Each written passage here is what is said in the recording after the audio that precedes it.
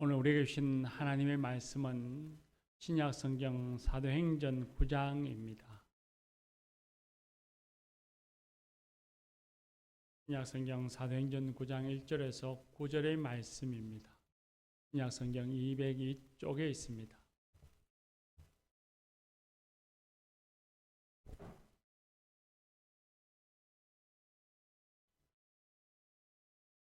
사도행전 9장 1절에서 9절의 말씀입니다.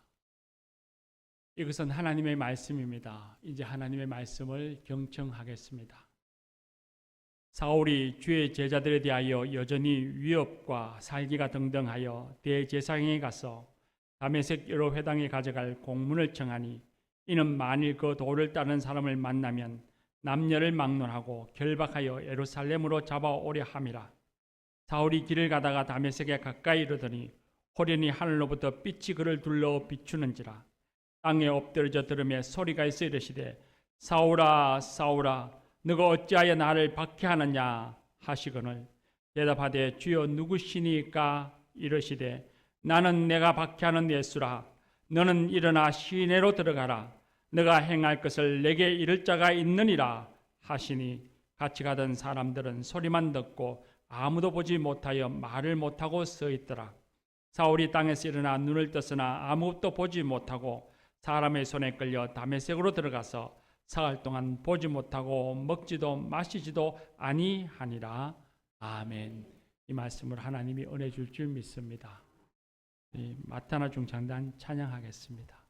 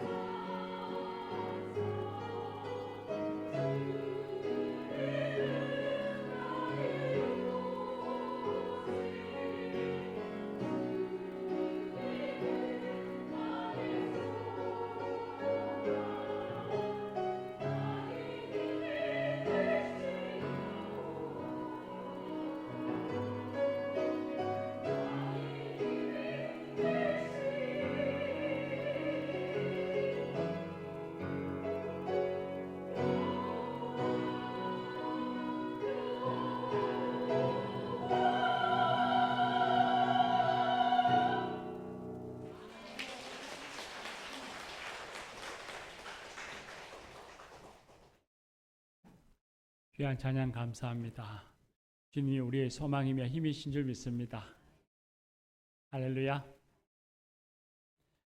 얼마 전에 8주라는 영화를 봤습니다. 북한군 이야기라는 홍보에 혹해서 영화를 봤습니다. 호기심에 봤는데 그리 큰 흥행을 하지는 못한 것 같습니다. 그 영화를 보니 영화는 시작하면서부터 마칠 때까지 한 가지 주제를 관객에게 계속 주입한다는 느낌을 받았습니다. 그 주제가 사람이 세상에 태어나서 출신 성분이나 가정 형편이나 그 외에 다른 어떤 외부의 요인에 의해서 인생의 걸음이 결정되어서는 안 되고, 그러면 불행한 것이고, 실패하든지 성공하든지 스스로 인생의 길을 선택하고 그리고 자신이 책임지는 삶이 행복하다는 것을 강조했습니다. 인생의 길을 타인에 의해서가 아니라 스스로 선택하며 살아가는 것이 당연한 것이라고 생각하지만, 우리가 살아가는 삶을 이렇게 살펴보면 꼭 그렇지 않다는 걸 우리는 느끼게 됩니다. 자신의 어떤 선택하고 자신의 뜻과는 무관하게 우리가 다른 사람의 힘에 의해서 끌려간다는 느낌을 받을 때가 왕왕 있죠. 어쨌든 그 영화는 출신 성분에 의해서 직업과 인생이 결정되어지는 북한군이라고 하는 특별한 어떤 소재를 통해서 우리에게 행복한 것이 무엇인가 하는 것을 가르쳐 주려고 하는 것 같습니다. 우리 안에 숨겨져 있는 어떤 비겁함을 덜추어내서 용기를 주고자 하는 영화였던 것 같습니다. 실패하든지 성공하든지 스스로 선택하고 책임지는 인생, 참 멋진 말 아닙니까? 네. 그렇게 다들 살고 싶다 하는 생각도 합니다. 그런데 그 같은 선택의 인생의 길이 바른 길, 선한 길인가 하는 것에 대해서는 의문을 우리는 제기하지 않습니다. 물론 그 영화에는 북한 군인이라고 하는 특수한 상황을 배경을 하기 때문에 그런 질문을 아예 하지도 않고요. 그런데 우리가 살아가는 일상 속에서는 우리가 그런 질문을 해야 합니다. 우리가 살아가는 인생길이, 지금 내가 가는 길이 바른 길인가, 선한 길인가, 정당한 길인가 하는 것을 질문해야 하죠. 자신은 물론 타인에게 도움이 되는 길인가, 더 나아가서는 자신이 몸을 담고 있는, 살고 있는 가정이나 사회 공동체에 유익을 주는 길인가를 생각해야 되고, 그 길을 걸어갔을 때 비로소 그 선택이, 그 인생이 복되다, 행복하다 말할 수 있을 것입니다. 그리고 그 인생이 가치 있다 말할 수 있을 것입니다.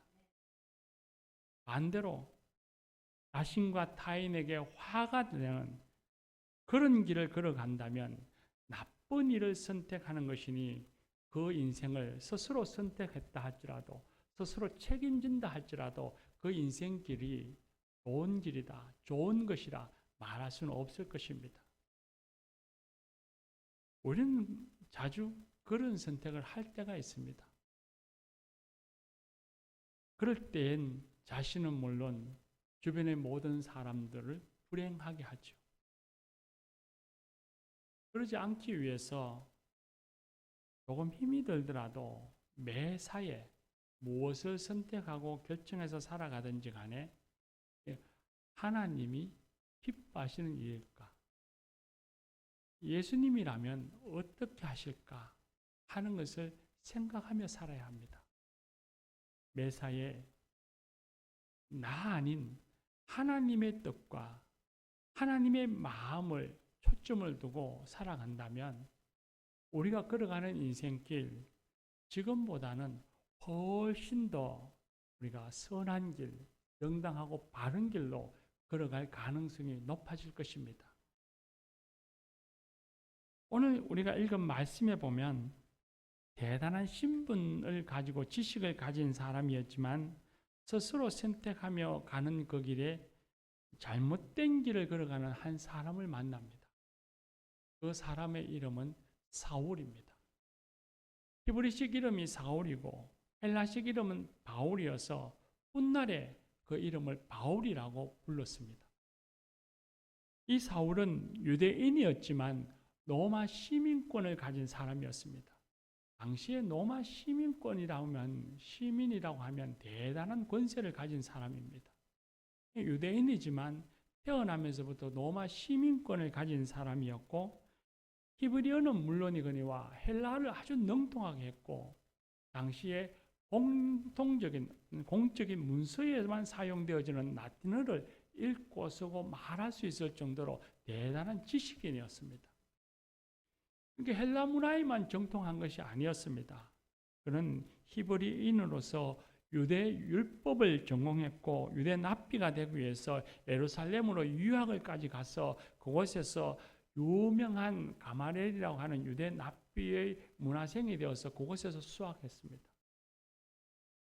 그렇게 유대 납비의 길을 걷던 사울의 귀에 예수라고 하는 사람이 있는데, 그 예수가 오히려 죄에서 구원할 구원자요 하나님의 아들이라는 소문을 들었고, 그 예수를 믿는 사람이 있다는 이야기를 들었습니다. 그리고 실제로 그런 사람을 만났습니다. 그 만난 사람이 바로 스데반이었습니다. 초대교회 7집사였던 이 스데반이 거리에서 많은 유대인들에게, 그 가운데 사울이라는 사람 앞에서 예수님이 우리를 죄에서 구원할 자이시며 하나님의 아들이십니다 하고 설교를 했습니다. 예수님을 전거했죠. 사람들은 그런 스데반의 설교에 대해서 거부감을 가지고 스데반을 돌로 쳐서 죽이려고 했습니다. 그런데 그 가운데 있던 사울이라고 하는 이 지식인, 문명인이죠. 그런데 그가 그렇게 돌을 던져 사람을 죽이려고 하는 군중들을 말리는 것이 아니라 오히려 군중들이 죄가 없다는 것을 증명하는 정인으로서입니다.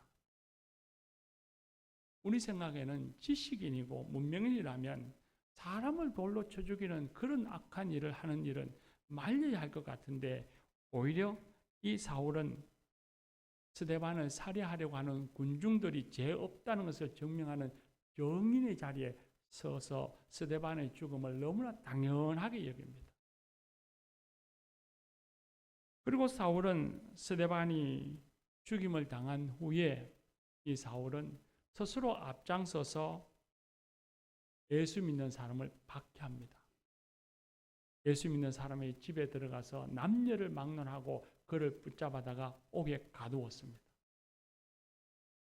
사울과 그 일행들의 핍박에 못 이긴 예수 믿는 사람들이 뿔뿔이 전에 예루살렘에서 떠나서 각처로 흩어졌습니다. 근데 그 가운데 일부의 사람이 다메섹이라고 하는 곳에 가서 살면서 신앙생활을 했습니다. 다메섹은 지금으로 보면 시리아의 다마스커스를 가리킵니다. 그곳에서 예수 믿는 사람이 신앙생활 한다는 소문을 들은 이 사울이 대제사장에 가서 그 사람들을 잡아올 수 있는 권한을 달라고 해서 공적인 문서를 받습니다. 그리고는 그 예수 믿는 사람을 멀리 타국에까지 가서 잡아오려고, 그리고 길을 떠났습니다. 교우 여러분, 스데반이라고 하는 한 무고한 사람이 죽었습니다. 그리고 그 사람의 죽음과 함께 많은 사람들이 고통을 받았고, 그들의 가족들은 뿔뿔이 흩어지고 가정이 파괴되어졌습니다. 그런데 이 사울에겐 일말의 양심의 가책 같은 걸 본 적이 없습니다. 전혀 그런 걸 느끼질 않습니다. 오히려 의기양양합니다. 왜 사울은 이 길을 선택했을까요?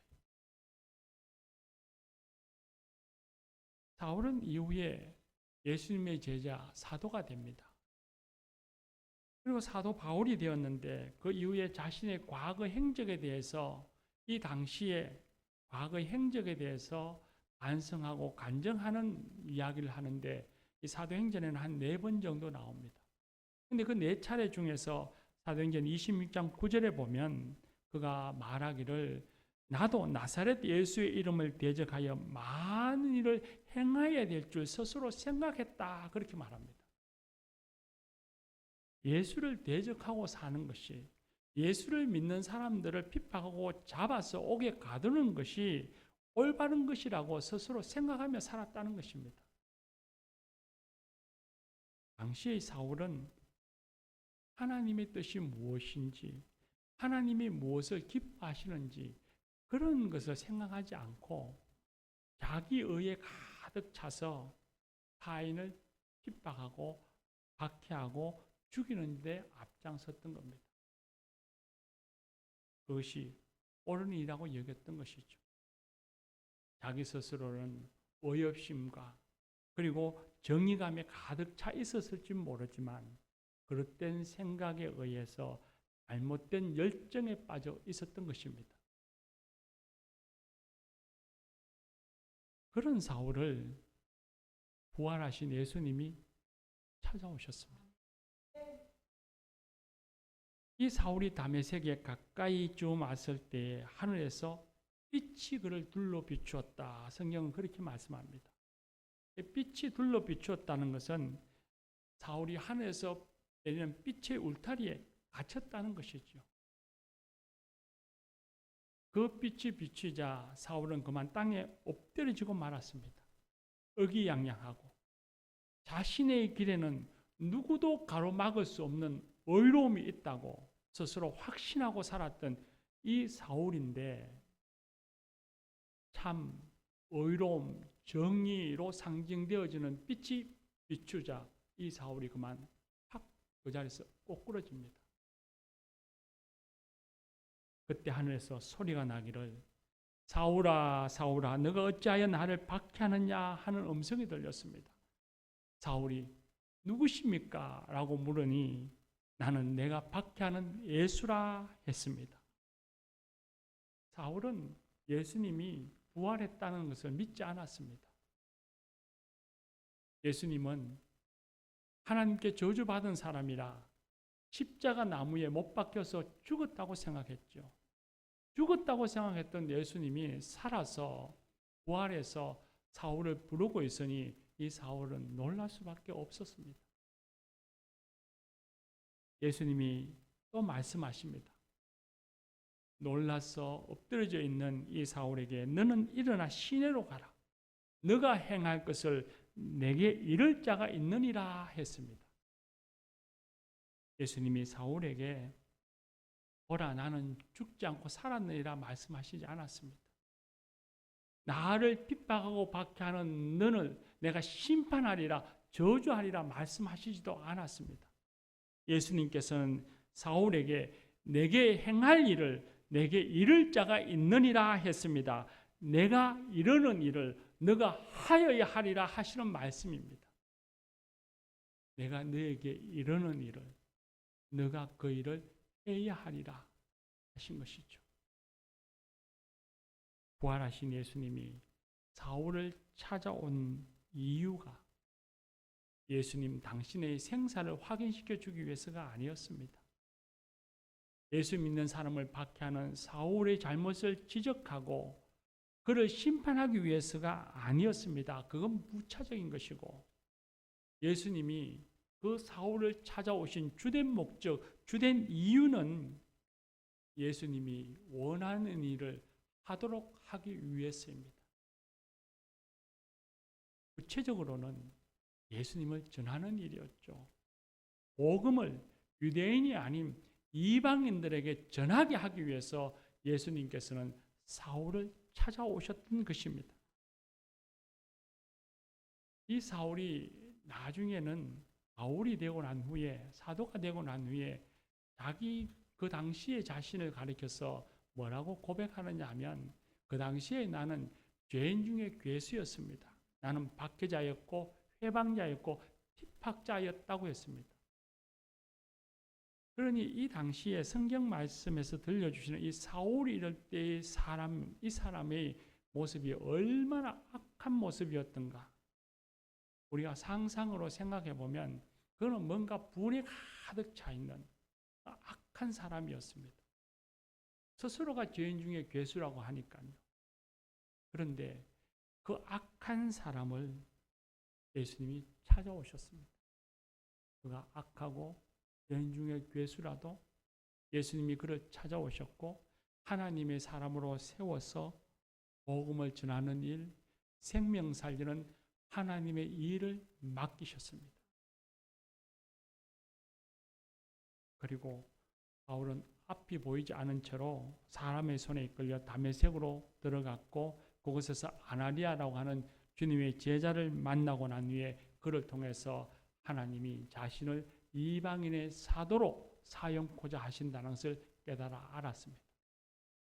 그 사실을 알고부터 바울은 사울이 아니라 바울이 되어서 예수님을 전하는 일에 일생을 바치며 충성합니다. 바울일 때는 핍박하는 자였지만 바울이 되어서는 핍박받는 자가 되어서 복음을 전하며 기독교 역사에, 인류의 역사에 큰 획을 긋는 그런 하나님의 사람이 되었습니다. 교우 여러분, 하나님은 2000년 전에 사울이 살던 당시에나 오늘 21세기를 살아가는 오늘 이 시대에나 하나님은 여전히 사람을 찾고 계십니다. 복음을 전하여 생명 살리는 일, 사람과 자연을 사랑해서 하나님이 기뻐하시는 선한 일을 행할 사람, 그런 사람을 찾고 있습니다. 우리 생각에는 바울처럼 대단한 종교적 체험을 한 사람, 특별한 체험을 한 사람만이 하나님의 뜻을 행하고 하나님의 일을 한다고 여기겠지만 그렇지 않습니다. 오히려 사울은 악한 사람이었기에 자기 의에 가득 차서 조금도 다른 것이 들어갈 수 없을 만큼 딱딱하게 굳어진 사람이었기에 이런 특별하고 대단한 체험을 해야만 마음이 바뀌어지고 회심하기 때문에 하나님이 이런 기회를, 이런 일을 만드셨다고 생각합니다. 이런 큰 체험이 없이는 예수님을 믿지 않을 것이기에 이런 큰 체험을 통해서 예수님을 믿게 하고 예수의 일을 하게 한 것입니다. 우리가 누군가의 손을 잡고 교회에 와서 예배를 드리는 건 하나님이 부르셨기 때문입니다. 누군가의 손을 잡고 교회에 오는 것도 하나님의 부르심입니다. 그리고 교회에 와서 예배를 드릴 때에 누구나 다 처음인 곳, 낯선 곳에 오면 어색하고 불편하죠. 그런데 어색하고 불편함보다도 마음의 평안과 기쁨이 있다면 그건 성령님이 찾아오셔서 마음의 문을 두드리는 것입니다. 하나님이 찾아오신 것입니다. 그때에 입을 열어 주님, 내가 주님을 믿습니다 라고 고백하면 하나님이 인정하시는 하나님의 사람이 되는 것입니다. 그렇게 입술로 예수님을 고백하고 믿는 하나님의 사람을 하나님께서는 그저 내버려 두시지 아니하고 사명을 주십니다. 하나님께서는 그 믿음의 사람이 세상에 나가서 하나님의 뜻을 행하기를 원하십니다.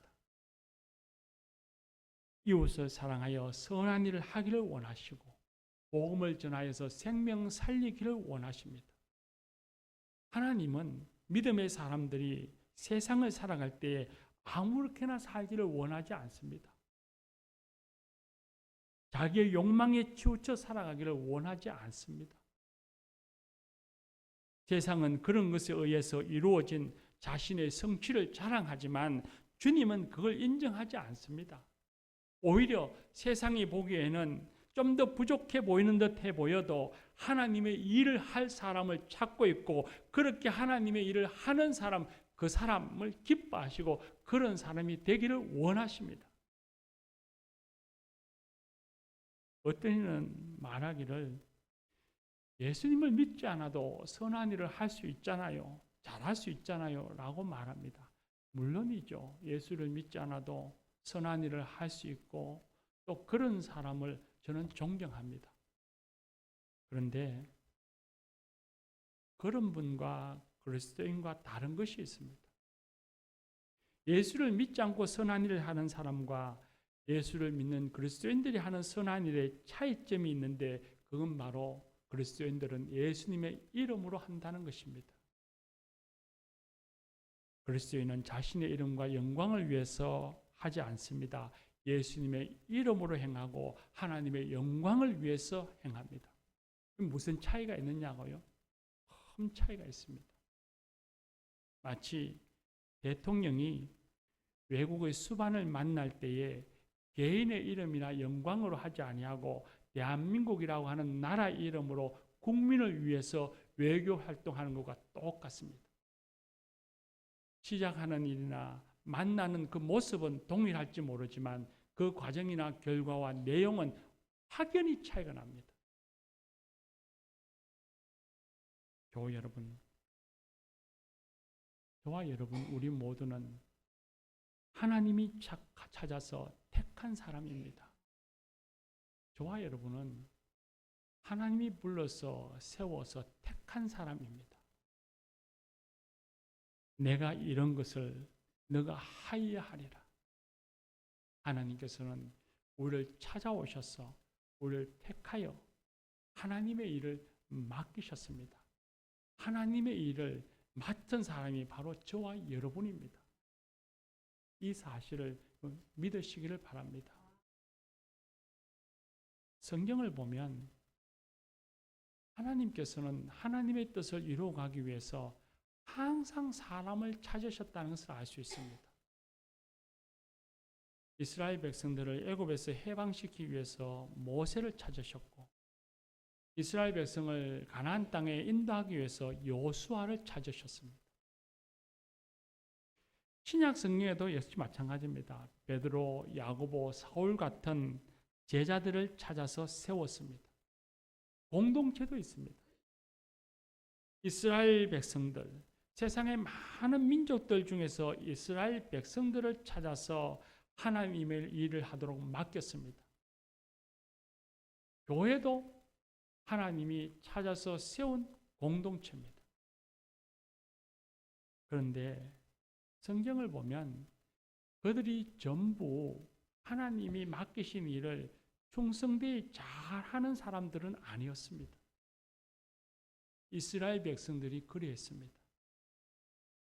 그리고 성경에 보면 말년에 솔로몬 왕이 그랬고 엘리 제사장이 그랬고 사울 왕이 그랬습니다. 하나님이 맡기신 일을 충실하게 잘 순종하지 못했던 사람들이었습니다.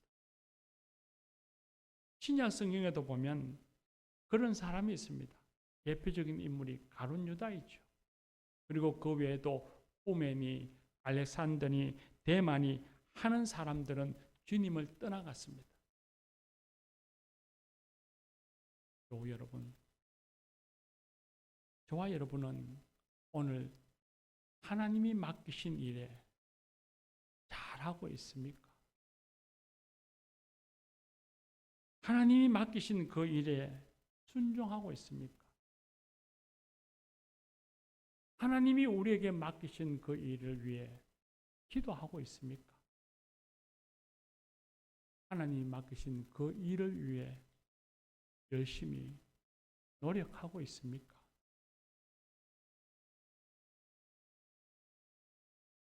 복음을 전하는 일, 선한 일을 하는 것, 마냥 행복하고 즐거운 일만은 아닐 수 있습니다. 힘들고 어려운 일일 수 있죠.